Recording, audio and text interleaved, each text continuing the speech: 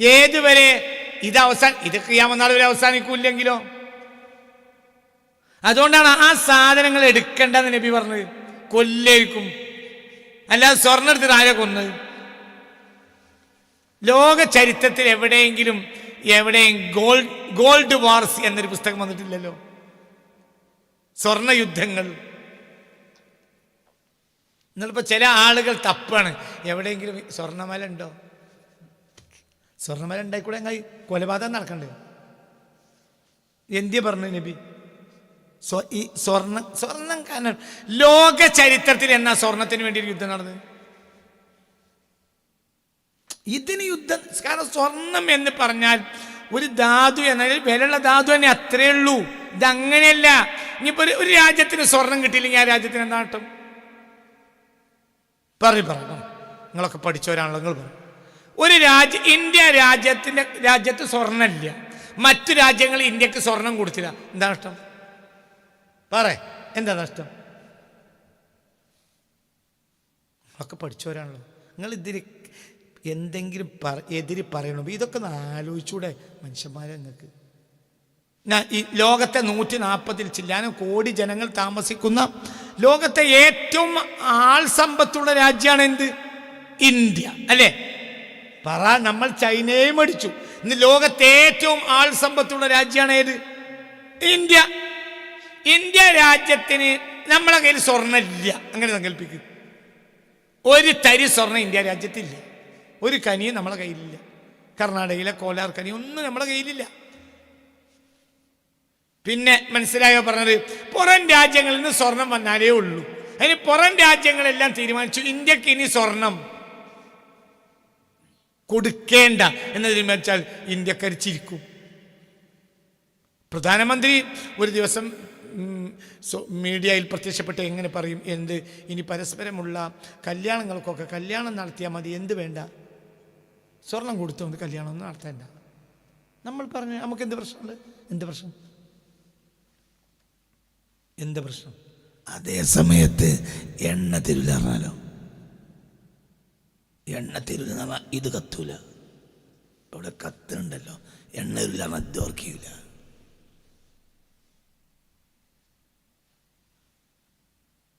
എണ്ണ തരൂല, ഇതിലുണ്ട് പെട്രോളിയത്തിൻ്റെ അംശം, ഇതിലുണ്ട്. എന്തിനല്ലാത്ത ഇതിലുണ്ട്.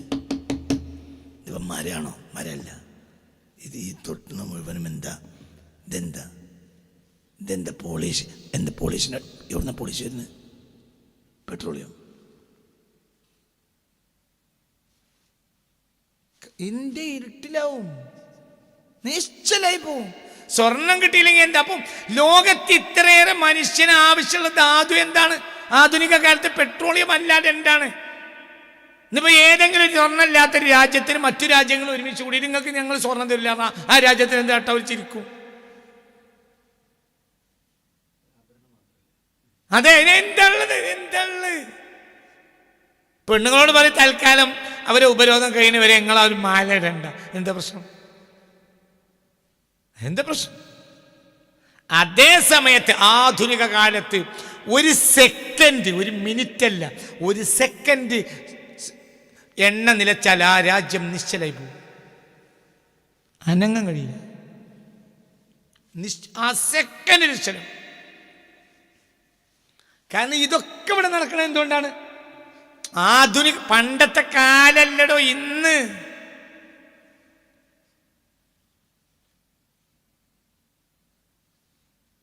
കറണ്ട് ഉണ്ടാവില്ല. എന്തുണ്ടാവോ? കറണ്ട് വേണ്ട, പോട്ടെ. എന്തുണ്ടാവോ? എന്ത്?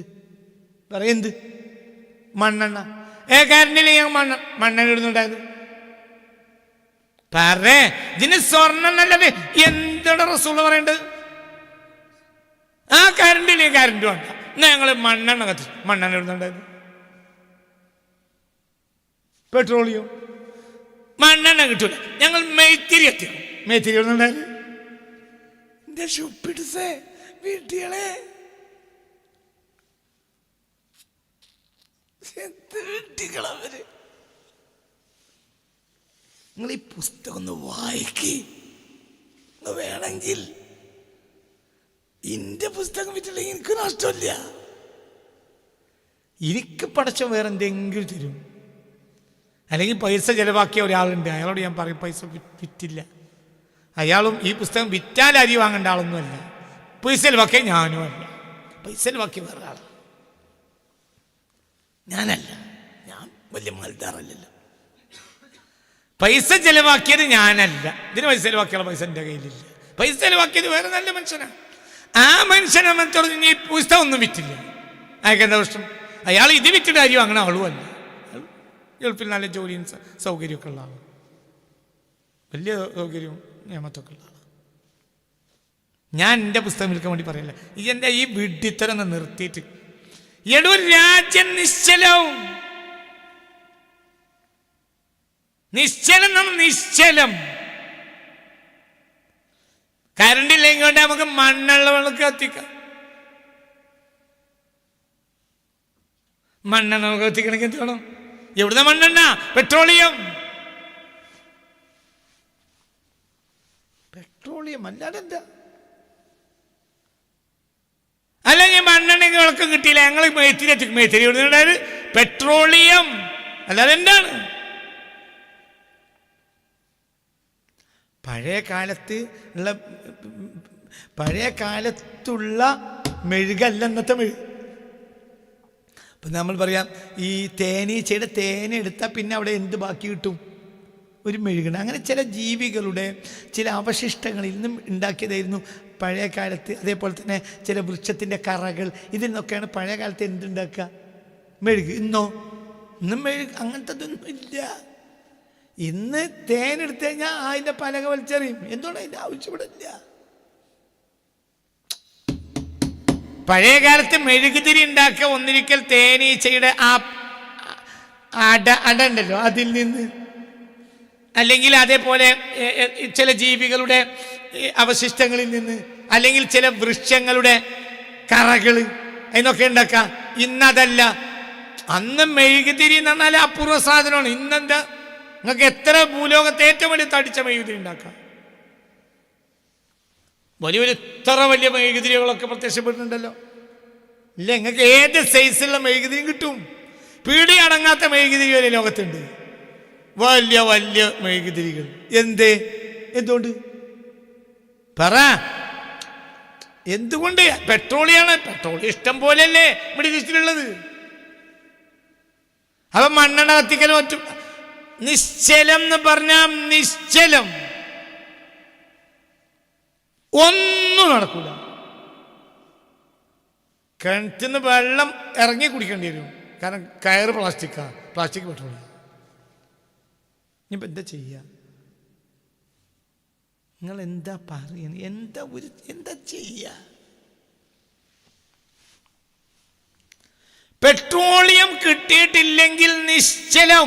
അപ്പോൾ ഒരു രാജ്യത്തിനെ സംബന്ധിച്ചിടത്തോളം ഇന്നത്തെ കാലത്തെ ഗോൾഡ് എന്താണ്? പഴയ കാലം മാറി. അന്നത്തെ ഉപയോഗിച്ച വസ്തുക്കളല്ല ഇന്ന് നമ്മൾ ഉപയോഗിക്കുന്നത്. എല്ലാം മാറി. നിങ്ങൾ ഇരിക്കുന്നത് എന്തിലാണ്? കാർപ്പറ്റ്. അതിൽ എന്തിൻ്റെ അംശമുണ്ട്? പെട്രോളിയം. നിങ്ങൾ നിസ്കരിക്കുന്ന മുസല്ല എവിടുന്നാ ഉണ്ടാക്കിയത്? നിങ്ങൾ പള്ളിയിൽ വിരിച്ച കാർപ്പറ്റ് എന്താണ്? പെട്രോളിയം. നിങ്ങളെ വലിയ വലിയ ഗ്ലാസ് ഹൗസുകൾ, നിങ്ങളെ വീട്ടിലെ ഗ്ലാസ്, മനസ്സിലായില്ലേ? ഇപ്പൊ ഗ്ലാസ്, വലിയ ഗ്ലാസ് കൊണ്ട് കവർ ചെയ്ത എത്ര വീടുകളുണ്ട്. പണ്ടത് നടക്കൂല, അത് ഗ്ലാസ് ആണ്. ഇന്ന് അതെന്തല്ല, ഗ്ലാസ് അല്ല. എന്താണ് സാധനം? പെട്രോളിയം. അതായത് പെട്രോളിയം കിട്ടിയില്ലെങ്കിൽ ആ സമയത്ത് രാജ്യം നശിച്ചു. ഇതിനേക്കാൾ വലിയൊരു ഗോൾഡ് എന്താണ്?